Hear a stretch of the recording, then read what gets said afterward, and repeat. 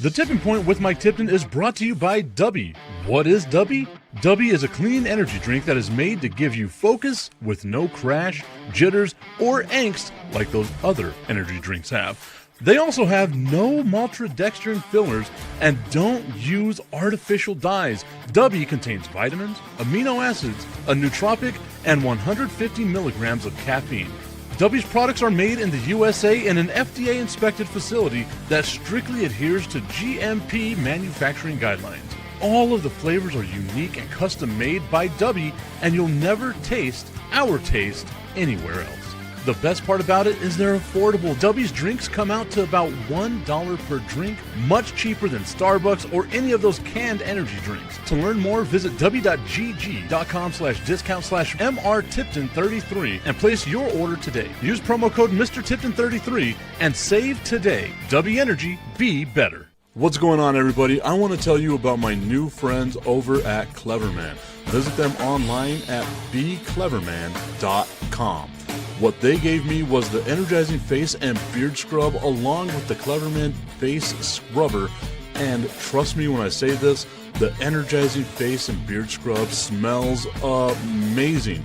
Combining it with the face scrubber, making sure that your boy was looking as good and sexy as possible, opened up a whole different sensation in my face that I haven't ever felt before. I felt so clean, so fresh, and so clean, like Outcast said, and it helped me feel like I was ready for my day. Make sure you visit them online at becleverman.com and follow them on Instagram at clevermannyc. The link is up in my bio if you want to check out all the amazing products they have. Visit them online, becleverman.com.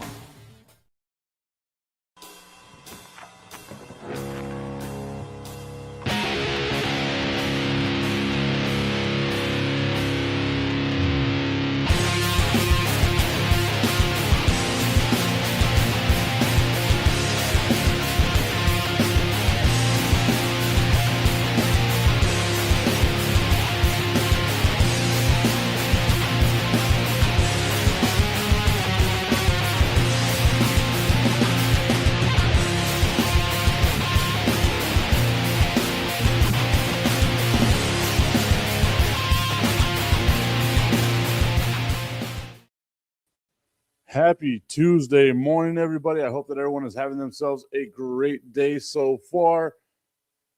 It's been busy for your boy, but you know what? It's okay. We'll be all right. We're going to get through the show. We've got a lot of stuff to talk about today. We've got the NFC or the AFC North and the NFC North that we're going to be talking about this week. Yesterday, I wanted to get into it, but I got infiltrated by Augustine, of all people. Augustine just decided out of the middle of nowhere to show up right before the show started. It was like I had a whole layout of everything that I wanted to do. And right before I had started the show, like 2 minutes before, Augustine shows up. I'm like, oh, okay. Well, there goes the entire planning of everything that I had that I wanted to talk about today. Thanks, Augustine. Tommy says, what's up, Tip? What up, Tommy? Hope you're having a great day, sir. I just had my coffee made right now, too. That, like, I hit the buttons to play the show intro and do all of those little things like that, right?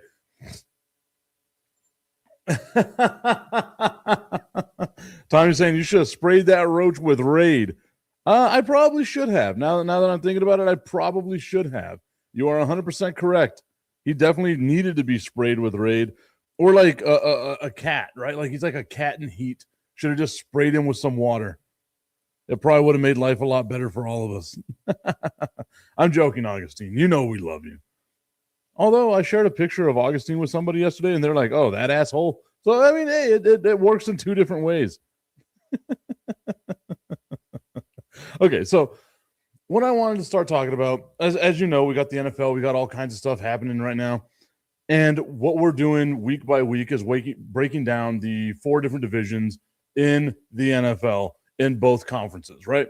So we have the AFC South last week that we spoke about, the NFC South last week that we spoke about, who's going to win those divisions. I thought that the Atlanta Falcons, out of all teams, have the best chance of winning those divisions, of winning the NFC South, and that the Jaguars, again, our Jacksonville Jaguars, have the best chance of repeating in the AFC South. Today, I want to talk about the AFC North because to me, the AFC North was a very interesting, to say the least, division over last year, right? Pittsburgh wins the division. Aaron Rodgers' geriatric ass finds a way to get them to win the division. And you wind up having a weird exodus for Pittsburgh, right? Like you knew whoever won the AFC North, if it wasn't Baltimore, if it wasn't going to be Cincinnati, because they had, higher expectations, that it wasn't going to be a great performance by the Steelers, right? Steelers get bounced in the first round. Everyone's like, oh, fire Mike Tomlin. They fire Mike Tomlin. They agree to move on. They do all that stuff. Now, they finally hire a new coach, and it's Mike McCarthy, former Dallas Cowboys head coach, former Green Bay Packers head coach. And it's almost like a lateral move for the Pittsburgh Steelers, right? You go 10-7 last year, win the division, have yourself a good old time. Is Mike McCarthy the guy who's going to get you over the hump? Augustine says, 2 days in a row. I'm so proud, LMAO. And then Tommy, a roach is what Augustine says. Tommy's not the roach. He was calling you a roach. I don't think I needed to repeat it. I'm sorry, Augustine. Did you know I got nothing but love for you?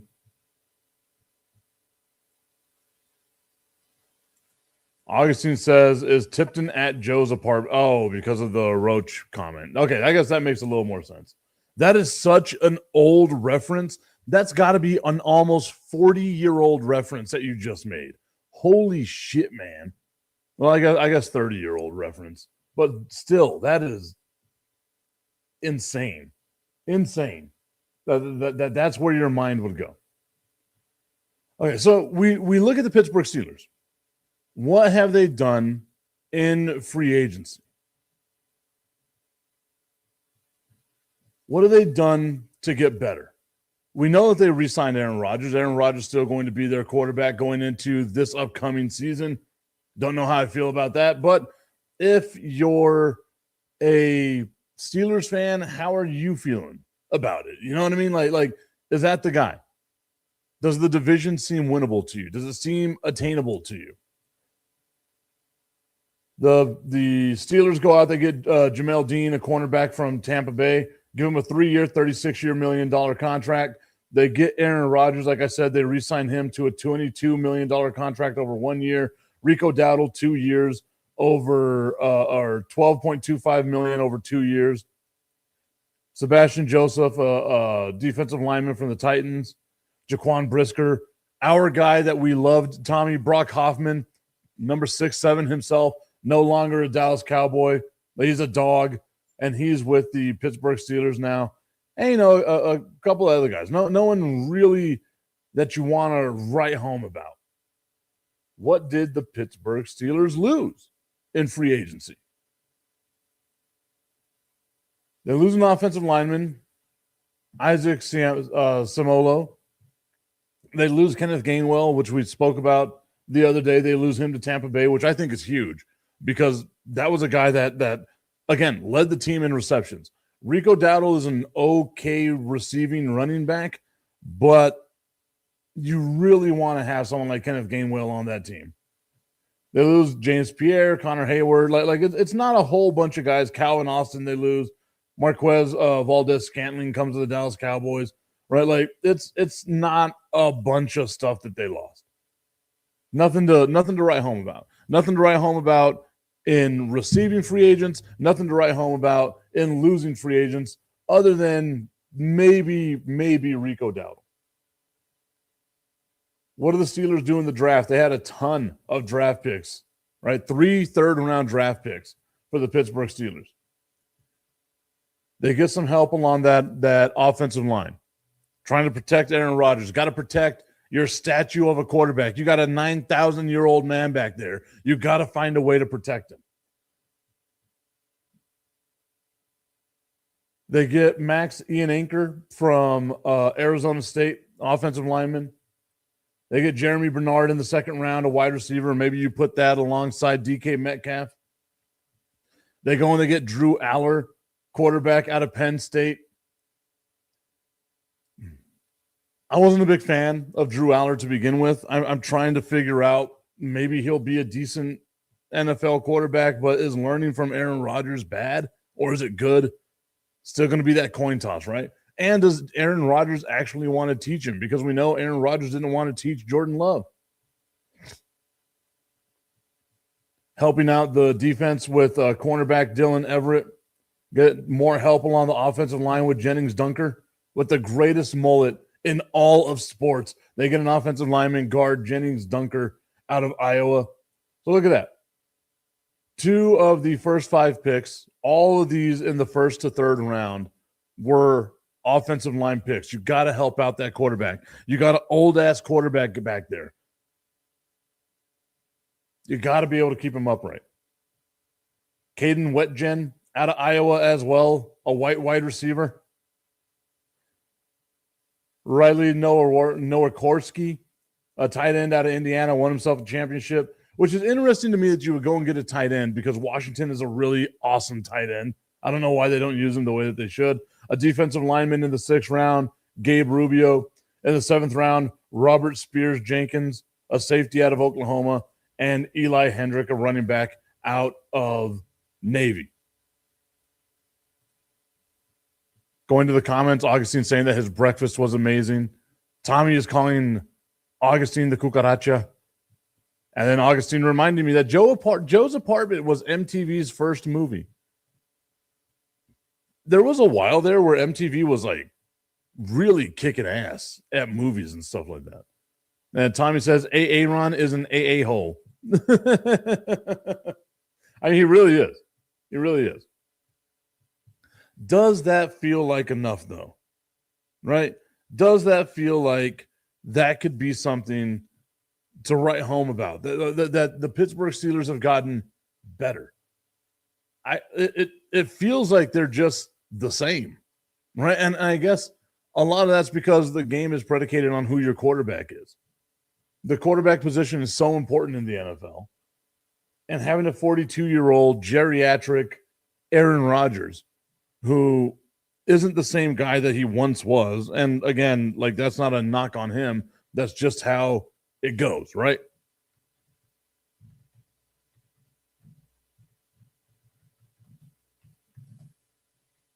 I want to see the depth chart for the Pittsburgh Steelers.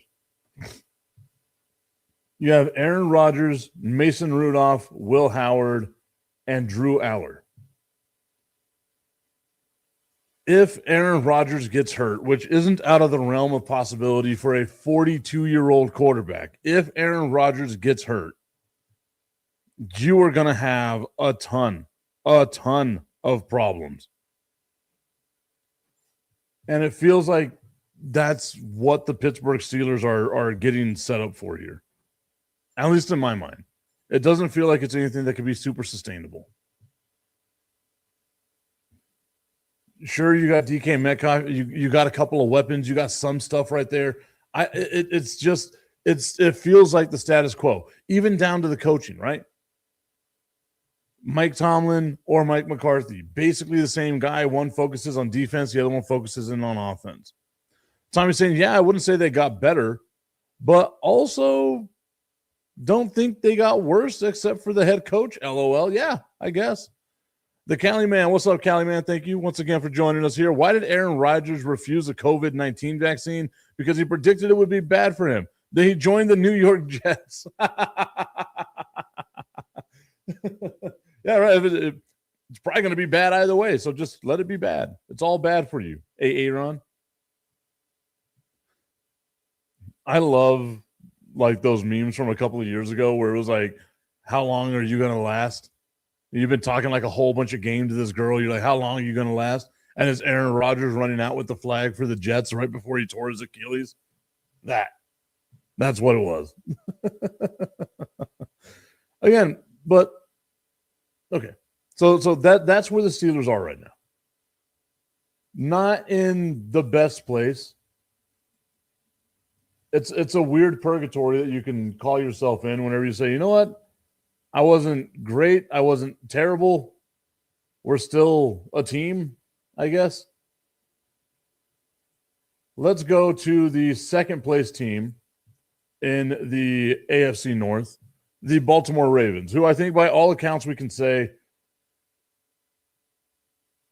vastly underachieved. Like last year, it felt like going into the year that it was going to be a division between the Bengals and the Ravens. You have an MVP caliber quarterback at all times in Lamar Jackson. You've got, all these weapons, right? It was like they retooled and they did so much. And they just couldn't seem to get right. And sure, it could be Lamar Jackson got hurt every now and then. It felt like Derrick Henry took a step back, which is weird to say about Derrick Henry, right? What'd they do in the offseason? Well, they go out and they get Trey Hendrickson. They sign him to a 4-year, $120 million deal or $112 million deal. $28 million AAV for Trey Hendrickson. Great job right there. Tried to team him up with Max Crosby. Don't know if you remember that, but that deal fell through, right? They go and they get an offensive lineman, John Simpson from the Jets. Jalen Hankins, a safety from the Patriots. Calais Campbell from the Cardinals. It's crazy to think that Calais Campbell is still out there doing his damn thing. They re-signed Chidobe Awuzie, greatest name in all of football right now. It's just, it's not, again, nothing really to write home about outside of that Trey Hendrickson thing. And that was the issue with Baltimore last year. That defense was god awful. The Crooked Commish tuning in saying, top of the morning, Money Mike. Top of the morning to you, Crooked Commish. Hope that you are having yourself a great day so far, my friend. We were talking about the AFC North right now. We just went over the Pittsburgh Steelers. The downside of the Pittsburgh Steelers. All the moves they made this offseason just seemed like, like Tommy said, they didn't get better, but they didn't get worse. Like they just, they're treading water. That's what they're doing. They're out there doggy paddling, treading water. It's what they do. Baltimore Ravens, though, the signing of the edge rusher Trey Hendrickson. Pretty decent signing. The Crooked Commish getting ready for Vegas. Leave Thursday morning. Ooh, what are we doing in Vegas? I love going to Vegas. It's been, I guess a couple of years. I got to find my way back to Vegas. Who did the Baltimore Ravens give up?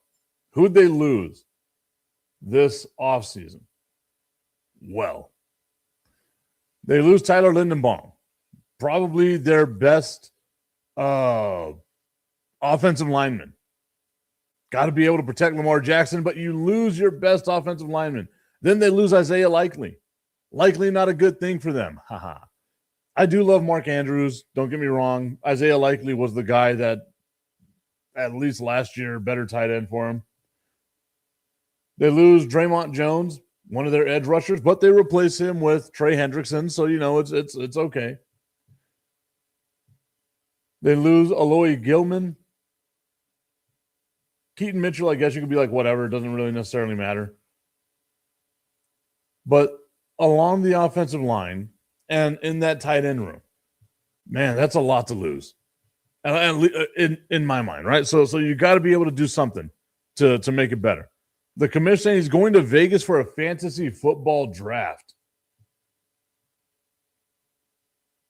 I want to shit on it, but that sounds pretty cool. I don't know if I would go to Vegas for a draft though. Like not with my friends. I guess it depends on who the friends are that I'm going with.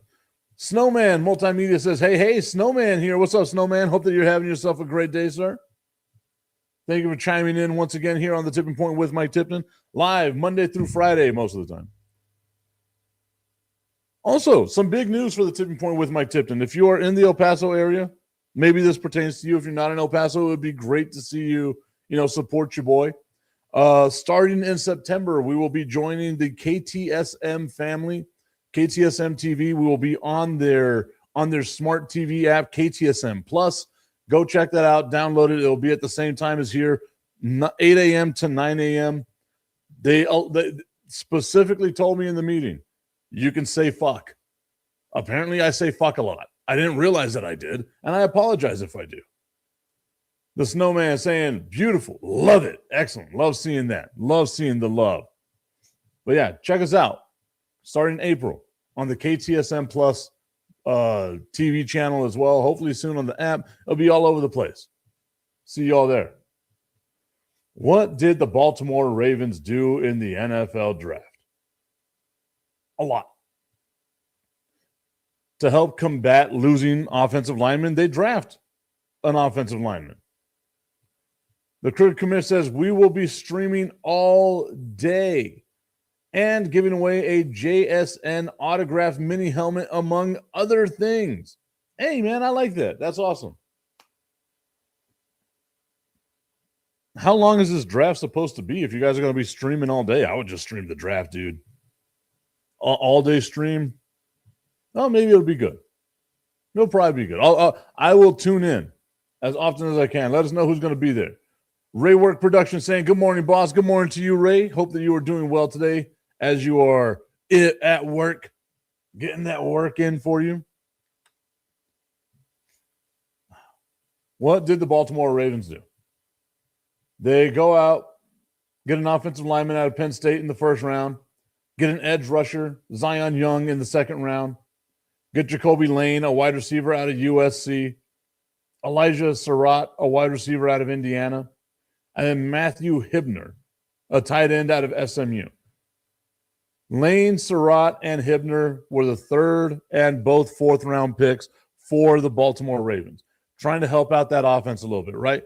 It felt like that offense could be stagnant at times, but you've noticed only one pick on defense here, maybe to go alongside the signing of Trey Hendrickson.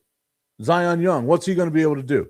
Because that's what the Baltimore Ravens' biggest issue is on defense.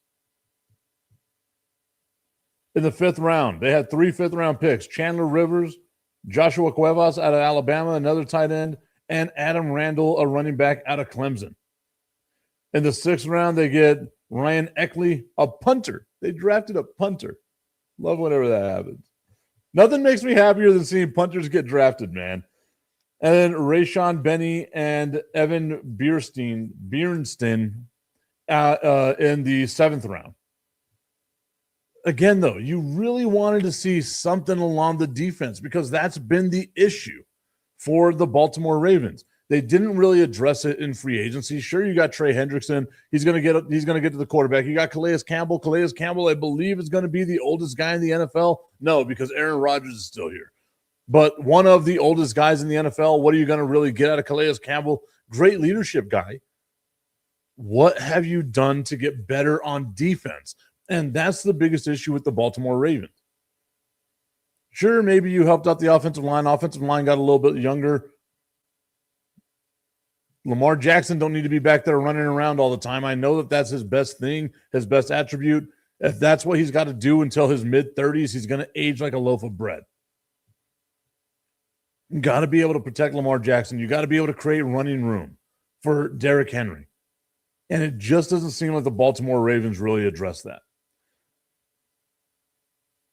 The Cricket Commission says, we are renting a mansion up there. The house Ultimate Fighter filmed in. 10 rooms. Hey.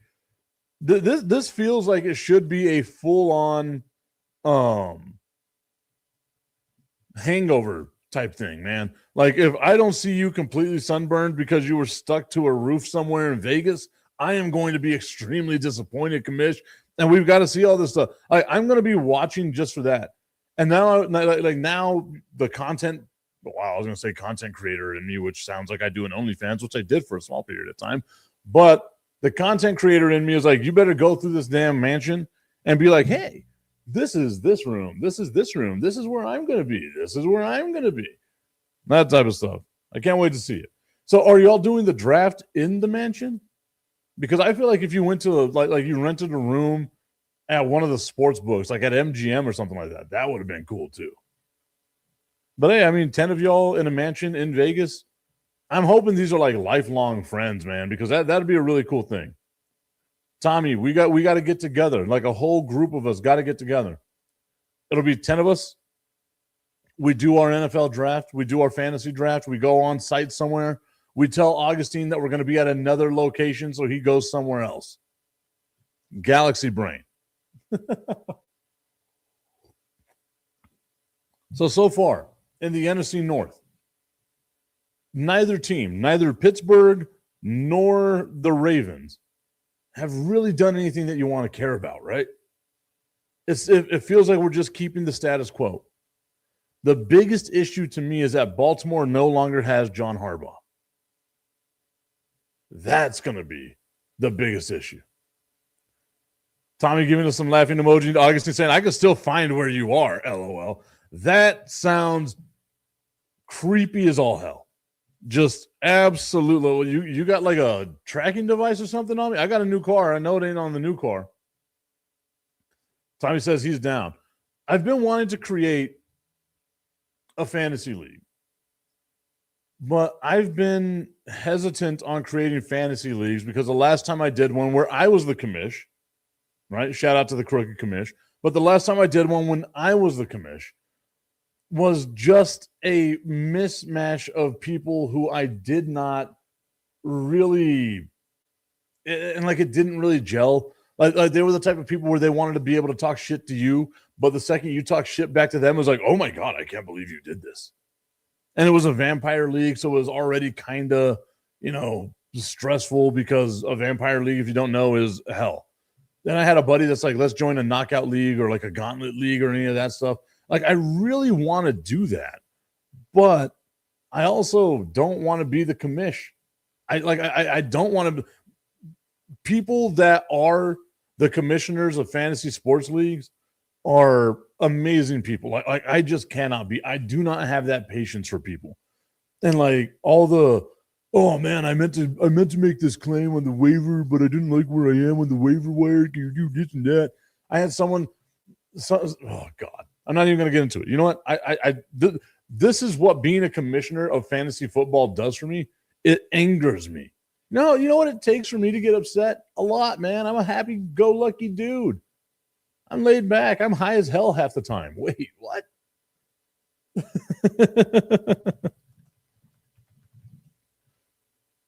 Tommy asked a wonderful question. Who is the Ravens head coach again? It is Jesse Minter. I know you're asking, that Jesse Minter? Yes, that Jesse Minter. It is him. The commissioner saying Augustine has a little stalker in him. A little stalker would be an understatement, my guy. Augustine has a lot of stalker in him. Like whatever the most stalker is, multiply that by infinite amount, and yes. that's where he is. Tommy says, let's do it.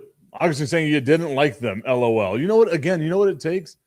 I am the type of dude, like I don't judge anybody. I'm not, mean or any of that stuff. You know what it takes for me to be like, I just don't want to associate with you anymore in my life? It takes a lot. Like a lot.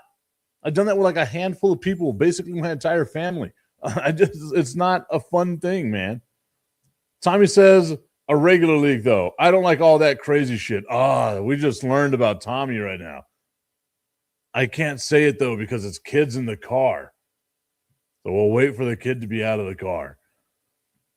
The crooked commish says, you started the story, you got to finish it now. All right. So again, like it's not terrible, right? It's just annoying. And I don't like when people want to be annoying. And I laid out the rules of what the Vampire League is. And if you don't know what a Vampire League is, it's an awesome concept. Like I genuinely loved the concept of it. You have, let's say, 10 teams, right? 9 teams get to draft. Then the team that whoever got the short end of the stick, that 10th team, makes up their team out of just free agents, right? But they always have number 1 on the waiver wire no matter what. They're always number 1 on the waiver wire no matter what. The caveat is, if they beat you, they get to take whatever player on your roster they want to take and replace him with whatever player on their roster they want to replace him with. Not a super hard concept to grasp, right? Cool. We've established what it is. If I need to explain it again, I got no problem explaining it again. I can do it a couple of times, right? But we see what it is. 9 teams draft. The team that doesn't draft fills up their roster with the remaining free agents, however many of them they need, and they always have number one on the waiver wire.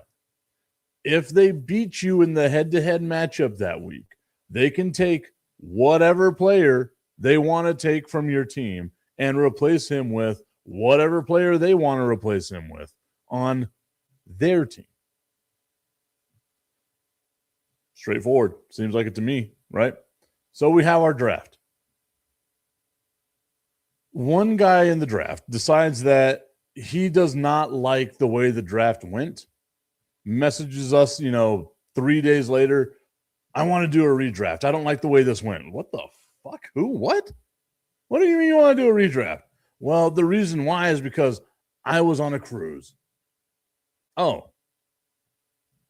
Fuck off then. Right? Like I don't give a shit where you were. That's on you. That's poor planning, my boy. You probably shouldn't have put, the fifth string running back as that high on your priority list. That's a you problem, my guy. That ain't a me problem. Then he loses the very first week, loses Christian McCaffrey, I think it was, and was like, I don't understand this entire league. And from that point on, it was just a fucking waterfall of people making dumbass comments. So much so, again, a couple of my friends, one that works at SiriusXM, one that works at ESPN, were a part of that league. And they were like, we don't ever want to do this league with those people again. And I was like, I don't fucking want to either. I just threw it together. Ugh. Again, not terrible, but just a headache that you don't need. And it'd be like, oh, I didn't get to make that trade because that cruise that I was on 2.5 months ago. The amount of text messages I got. I had to wind up blocking people on Facebook because it would be like 3 o'clock in the morning sending me a message like, hey, I sent you a message at 2:50 in the morning and you didn't reply back. Now I got to call you on your phone at 3 o'clock in the morning. Motherfucker, I got a life. I want to sleep. Just because you're fucking at home masturbating at 3 o'clock in the morning to fantasy football doesn't mean that I am. You nerd. Tommy says the word stalker was made for Augustine. You know what else was made for Augustine? Just the tip. I just want to put the tip in. It's time for Just the Tip. That would make me uncomfortable. Promise that it ain't too much, but just enough. Just a tip. Just a tip. Just the tip. Just the tip. It's time for Just the Tip.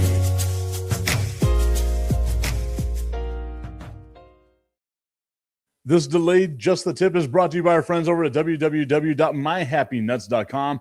Visit the website right now, guys. I know that summer is coming to an end, and you've been spending this entire summer with just swamp ass and duck butter. It's a horrible life to live, but you've been doing it to yourself because you don't listen to your boy. Go to www.myhappynuts.com. Get the comfort cream. Hell, you don't want to have your hands all sticky and dirty afterwards. First off, you should probably wash your hands. Don't be gross. Get the comfort powder. Pull them big-ass drawers to the side. Pull them all the way out. I know you're wearing triple XL drawers because you're a big fat fuck just like me. Pull them off to the side. Sprinkle in some of that powder and go on your happy little way. Don't snort it. I did that. It's a horrible idea. www.myhappynuts.com. Use promo code Mike Tipton at checkout and save on all of your male grooming needs. Hey, I got through that. I've just noticed that the TV behind me is frozen. And it's been on Fernando Tatis doing something in yesterday's game on SportsCenter where he's got the bat like this. So I'm assuming like he swung at something, but it does, like that's a weird angle, right? Because you got Fernando Tatis right there. You got the catcher over here. I don't know. Maybe it's just a weird angle. Maybe it's just me. But like I tried using the remote right now to see what the hell's going on, and I have no idea.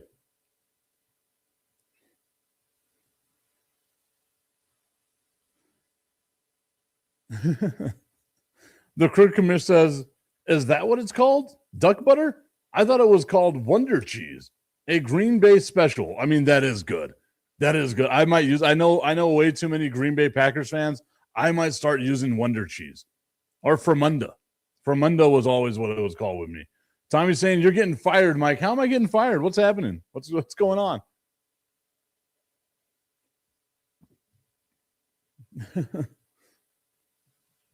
I even said yesterday in my meeting with KTSM so that we can be on the KTSM Plus app, once again starting in September, I was like, so you've seen the show, just the tip segment. They're like, no, we're good. We're good. That's my dude. My guy. Got number love for you, Babcock. But that's my dude. We're going to be working on a lot of fun stuff, guys. A lot of fun stuff going forward. I'm excited. Like I genuinely am. And I will fucking make sure I do as many shows as I possibly can. Because I miss doing this stuff, man. I miss doing this stuff. Tommy says, I'm putting my headphones on here at McDonald's before some more crazy shit is said.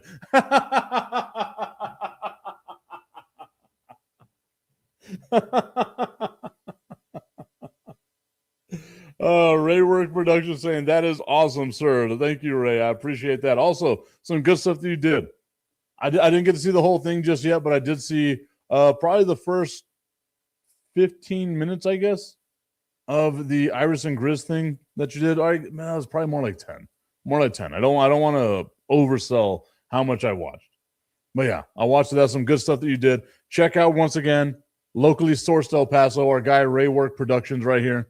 You can check him out. Got some really good stuff going on. He had Iris and Grizz from the Kiss FM morning show. And Grizz is a great dude. Like, if you don't know Grizz's story, you got to learn. You got to learn about that. Ray saying, I don't know why I was so nervous. Hey, man, it happens sometimes. Not with me. I'm a professional. But it happens sometimes. Don't let it fool you, man. I still get nervous doing this stuff, too. I've been doing it, 10 years? Right? But the nervousness is what shows that you actually have passion for it. Right? Like that's what it comes down to. The commissioner says, Tommy, you are learning, my friend. LOL, what's up, Tommy? I love that. The side bromance that's happening between Tommy and the Crooked Commish. They understand one another. They understand that maybe having Mike Tipton not on your headphones is the worst.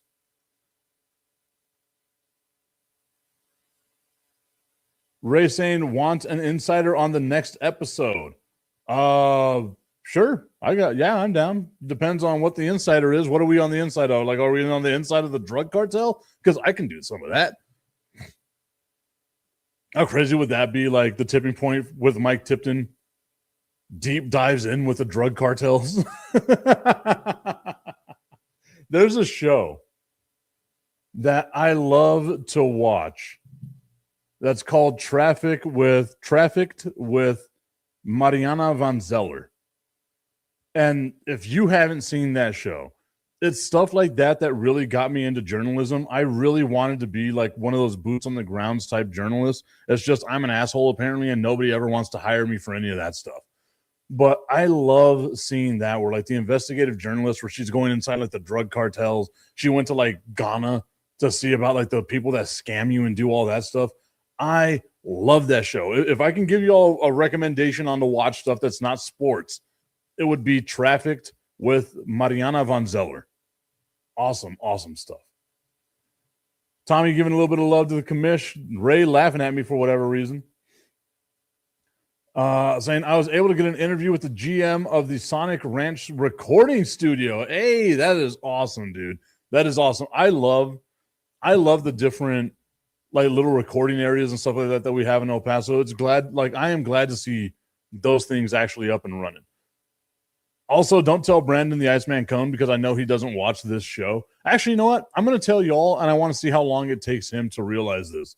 But Fire and Ice is also going to be on KTSM Plus in the future. We are going to be utilized as more of a kickoff going into college football. If you don't know, KTSM here in El Paso has the Big Ten and Notre Dame. So I've been speaking with my friend Mike Golick Jr. He's going to be on the show every now and again whenever we got Notre Dame stuff coming up on Fire and Ice to let us know about what we should be looking for on Fire and Ice with Notre Dame insiders and stuff like that. But Fire and Ice will also be on KTSM Plus as like a default El Paso college football pregame show. So I am super excited about that. I think it's going to be a fun time of what we're going to be doing.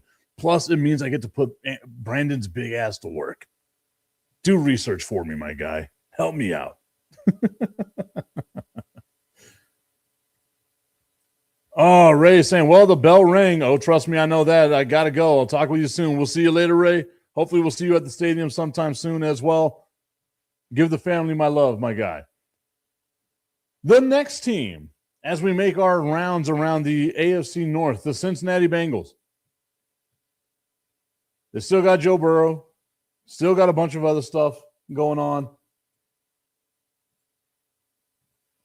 How do we feel about the Cincinnati Bengals? Because it feels like they've underachieved year after year after year after year, right? Like how I say Joe Burrow and Dak Prescott are the Spider-Man meme. The Cowboys and the Bengals are also the Spider-Man meme, just pointing at one another, being like, oh, I am you and you are me. Like that's who these teams are. Very underachieving franchises over the last 30 years. At least the Cowboys have won a Super Bowl in their lifetime.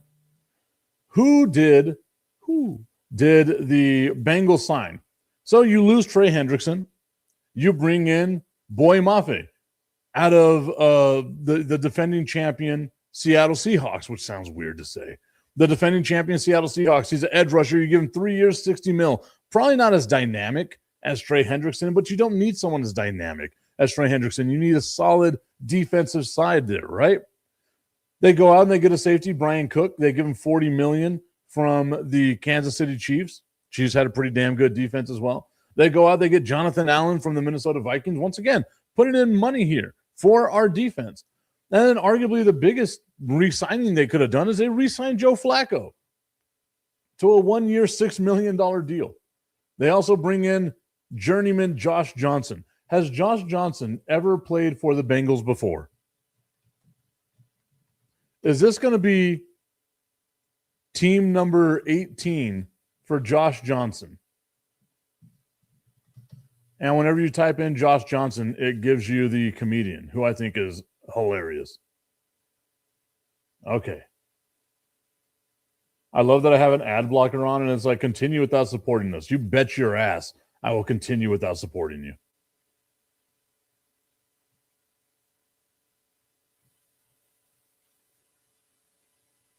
Jesus Christ. Oh, he did already play for Cincinnati. So still only 17 teams for Josh Johnson.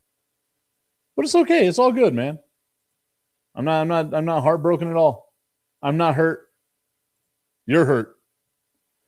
Who'd they lose? They lost a lot. They lose Trey Hendrickson. They lose another edge rusher in Joseph Asai. He goes over to the Jets. They lose tight end Noah Fant, who I think is one of the more underrated tight ends in the NFL. And then a couple of ancillary pieces here and there, but it was a lot of them. 1, 2, 3, 4, 5, 6, 7, 8, 9, 10, 11 players that they lose on just, free agency. Tommy's asking about how old is Josh Johnson. I feel like he's been in the league forever. All right. Let's see if he is younger than or older than Joe Flacco.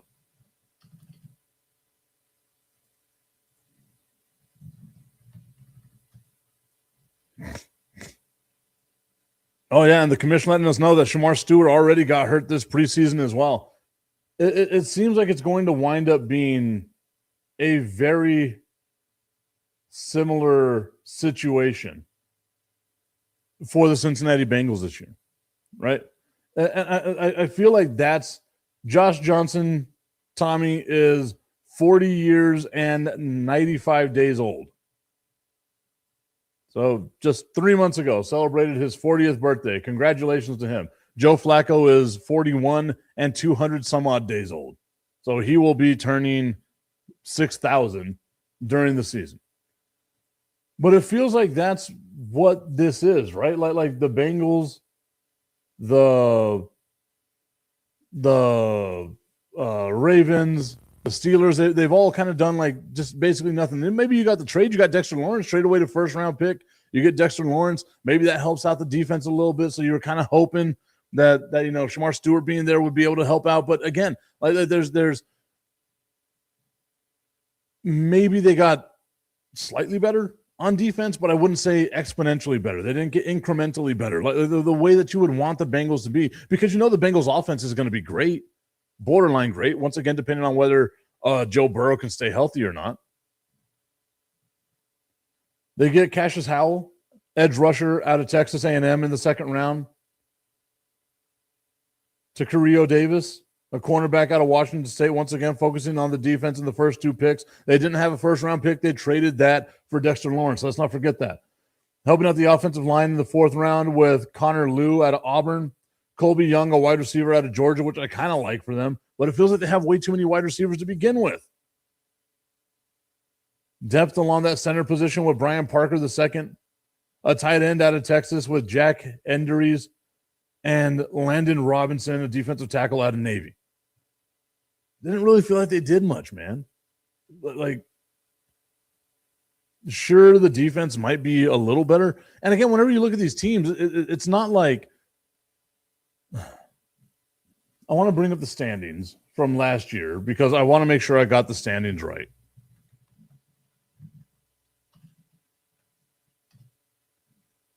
The Steelers went 10-7, the Ravens went 8-9, the Bengals went 6-11. You look at what those teams did. Maybe the Bengals get a couple of wins here. They're 8-9. Maybe Baltimore gets one more win here and there. They're 9-8, right? But you could see again this division being won with a 10-7 record, if not even a 9-8 record, or even an 8-9 record. Like it doesn't look like this is going to be a great AFC North. And then you have what feels like the joke of the NFL right now, but not who I would say is the worst team in the NFL right now. In the Cleveland Browns. The biggest issue with the Cleveland Browns as they went, 5-12 last year, is what's going to happen at quarterback. Do you go with Shedeur Sanders? Do you go with Deshaun Watson? Deshaun Watson's been getting the majority of the first-round reps here, like the first-team reps in the preseason. Do you go with Dylan Gabriel? Like who is going to be your starting quarterback? But the fact of the matter is, we can look at the Cleveland Browns right now and know without a shadow of a doubt their future quarterback doesn't feel like it's on the roster right now. And I don't know if tanking for a quarterback, if you're Cleveland, is smart. I would tank for the picks and build the offensive and defensive line because you're going to be bad for quite some time. Who did they sign in free agency? They go out and they get Zion Johnson from the LA Chargers. Sign him to a 3-year, $49 million deal along the offensive line. They get Elgin, Jesus Christ. Elgin Jenkins from the Green Bay Packers. Sign him to a 2-year, $24 million deal. Oh, yeah, not terrible, right? They get Quincy Williams, a linebacker from the New York Jets, $13 million deal, 2 years. Again, not terrible. They're spending a little bit of money. They signed a ton of guys on small deals, but they helped out the offensive line, right? Like you got to be able to keep those bad quarterbacks upright. Who did they lose? Hopefully not anybody because they weren't good enough to lose anybody. They lose linebacker Devin Bush, and you got to remember that Cleveland defense last year was actually really good. I know I just shit on them right now, but that defense was really damn good. They lose linebacker Devin Bush to the Chicago Bears. Commish, you got to be happy about that. The Bears getting better on defense. 3 years, $30 million. They lose offensive lineman Wyatt Teller, but again, they signed 2 offensive linemen in free agency. And not a whole bunch, but they did lose David Njoku, who I think is, again, vastly underrated. Apparently, I really like tight ends. That came out weird, but yes. Who did the Browns draft? I don't think it necessarily matters, but let's see who they got because they got 2 first-round picks. Spencer Fano, an offensive lineman out of Utah. So again, helping out that offensive line, trying to keep those bad quarterbacks upright. Casey Concepcion, which I think is a great wide receiving option. But again, it's Cleveland. None of the quarterbacks that I mentioned right now, do you really trust them throwing the ball to anybody? Literally anybody. Do you trust Shador? Do you trust Dylan Gabriel? Do you trust Deshaun Watson? Nobody. Like I feel like, sure, you had to go out and get somebody with that pick. That's a sexy pick, Casey Concepcion. You want to get a wide receiver, but it just doesn't seem like it's going to be something that helps them out in the future. Second round, they get another wide receiver, Denzel Boston. Awesome. Help out the defense again in the second round. They had 4 picks in the first 2 rounds. I forgot about that. They get Emmanuel McNeil Warren, a safety from Toledo. Third round, they get an offensive lineman, Austin Barber. Fifth round, Parker Brailsford, an offensive lineman out of Alabama. Another fifth round pick, Justin Jefferson. Not that Justin Jefferson, but a linebacker out of Alabama as well. A lot of Alabama guys going to Cleveland. Tight end, Joe Royer out of Cincinnati. Taylon Green, another quarterback. How many quarterbacks do the fucking Browns need? Jesus. And then Carson Ryan out of BYU as a tight end as well. Just for my own sake, I want to see how many quarterbacks the Cleveland Browns have right now.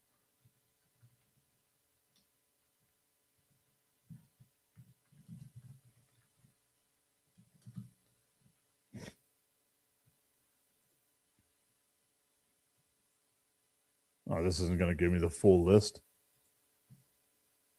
Where are we?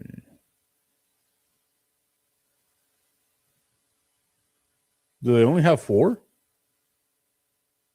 Huh, I guess so.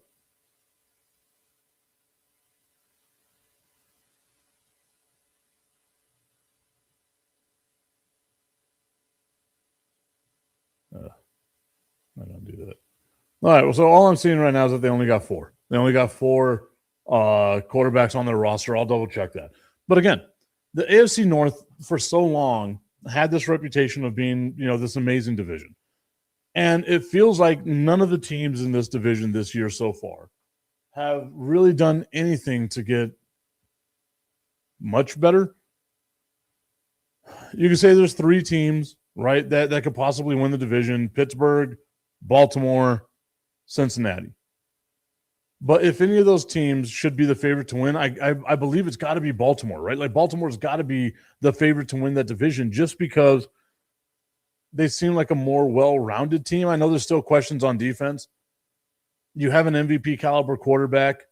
You've got some weapons there. You've got probably the best running back in the division in Derrick Henry. But none of these teams, I think, should have any type of championship aspirations, which is super weird because last year we were talking about how the Bengals and the Ravens should be considered as favorites to win the Super Bowl. It's got to be Baltimore's division in my mind. I want to know what y'all think about that as well going forward. But, man, I was dunking on the AFC South last week, and I started doing my research on the NFC North, and I realized, or the AFC North, and I realized this is probably a worse division than the AFC South. Now, this AFC South, you're going to have some pretty fun storylines. You got our second favorite team, the Jacksonville Jaguars, in it. But it just feels like the AFC North is kind of a wasteland. It really does feel that way, which is kind of sad because that's one of those divisions I think whenever the AFC North is competitive and fun, it makes football better. It's just like the same thing with the NFC East, right? Whenever the NFC East, all those teams in the NFC East are actually competitive, it makes football fun. The same thing with the NFC North. I guess except for the Lions. We're used to the Lions being bad. All right, y'all. Once again, thank you all so much for being on part of today's show. No show tomorrow because we got a day game with baseball. So hopefully, if you're in El Paso, I'll see you out at the park. If not, we will see you on Thursday. Thank you so much for the love and support, everybody. Remember, go ahead and download KTSM Plus on your smart TV because in September, we are going to be a part of the KTSM Plus family. I can't wait for it. It's going to be a fun time. The Tipping Point with Mike Tipton along with Fire and Ice. They said maybe even Bob, Jim, and Pat. I'm still kind of iffy on that one, but we'll see how it goes. Once again, everyone, thank you all so much. We'll see you all later. Tommy says he's with us on the Ravens. Hey, look at that. I finally got someone to agree with me on something. Thank you all so much. We'll see you tomorrow or Thursday, not tomorrow.